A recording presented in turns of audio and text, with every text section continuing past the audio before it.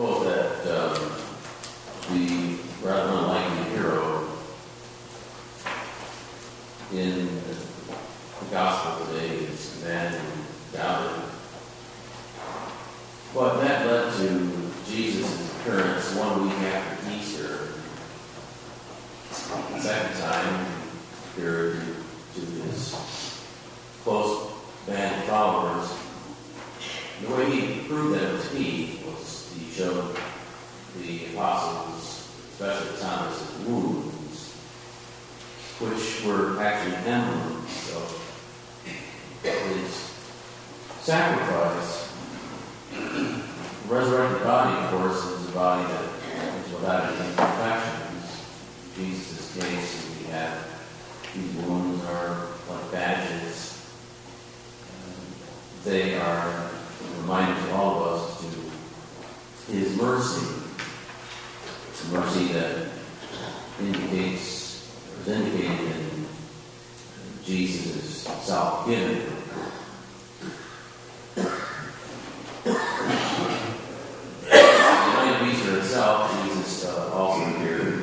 That would have been last week's commemoration, although that wasn't the reading for it. The reading was the empty tomb. But on that night, Jesus appeared to his apostle Thomas absent, and he said, "The Father sent me, so I sent you." And he breathed on him and said, "Receive the Holy Spirit, the sins you forgive are forgiven." Those who hold bound are held bound. So what we have is Jesus not only displaying his own mercy, but giving his church a share in this great gift.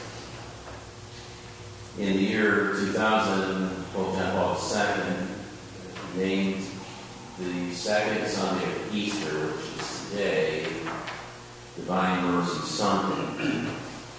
He named it Divine Mercy Sunday because of the readings and because he was canonizing the great apostle of mercy from the 20th century named Sister Faustina Kowalska.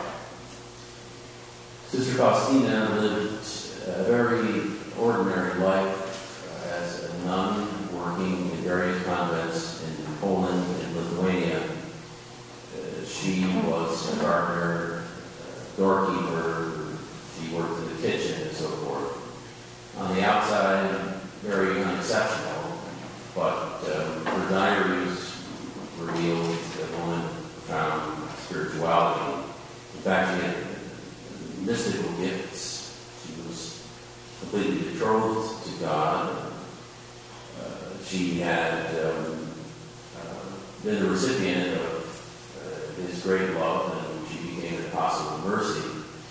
Jesus used to appear to her in the convent, and he asked that she would do whatever she could to be an apostle of mercy and bring the church more and more into understanding of God's mercy.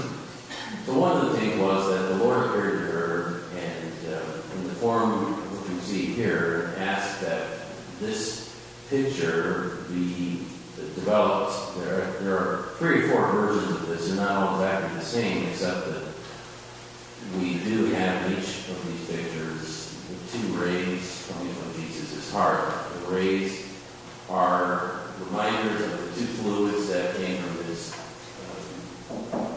chest cavity when he was stabbed with the lance. The red fluid, of course, being blood. The white one, or clear one, being water.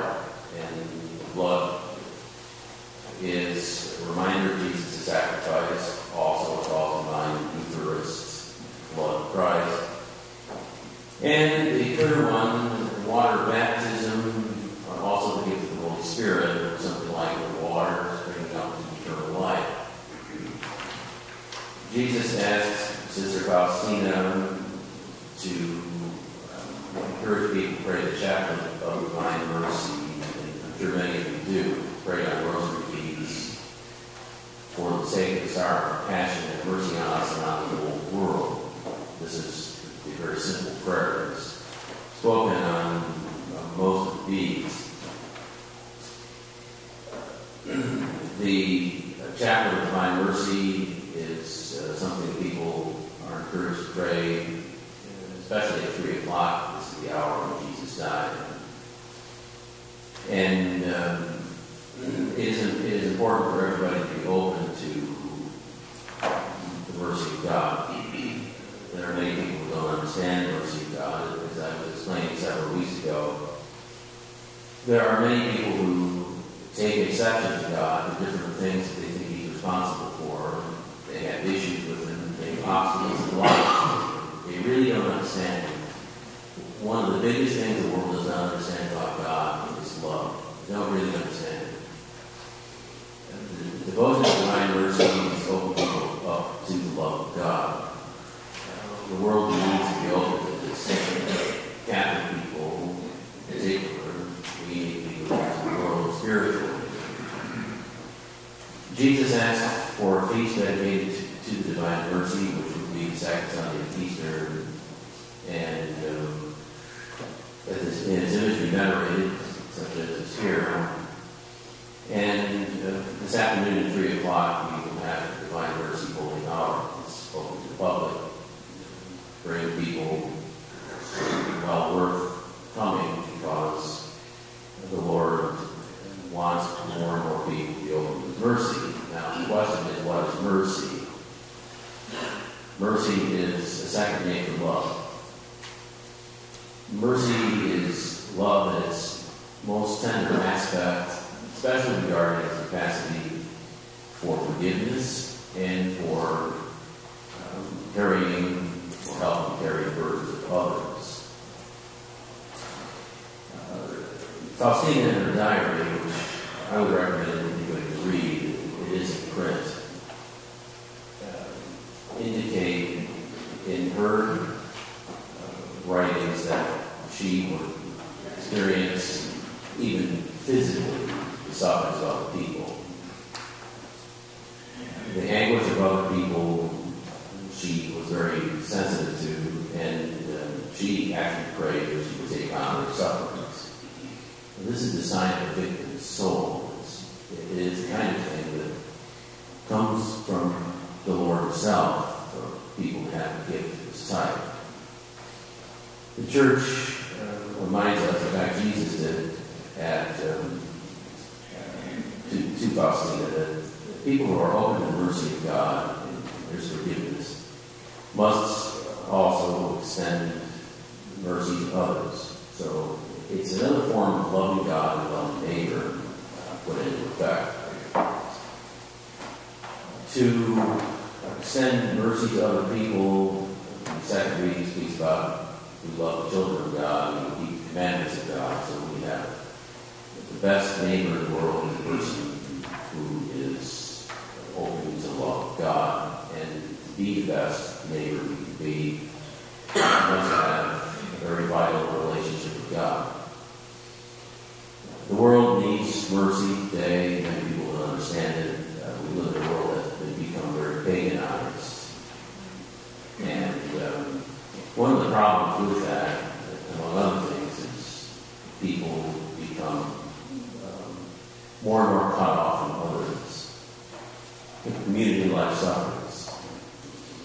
And the capacity to reach out to other people becomes quite diminished. In fact, I remember not long ago talking to a teenager, and she said, she brought up the subject really. She said that she was not in favor of abortion, but then she went on to list a number of exceptions.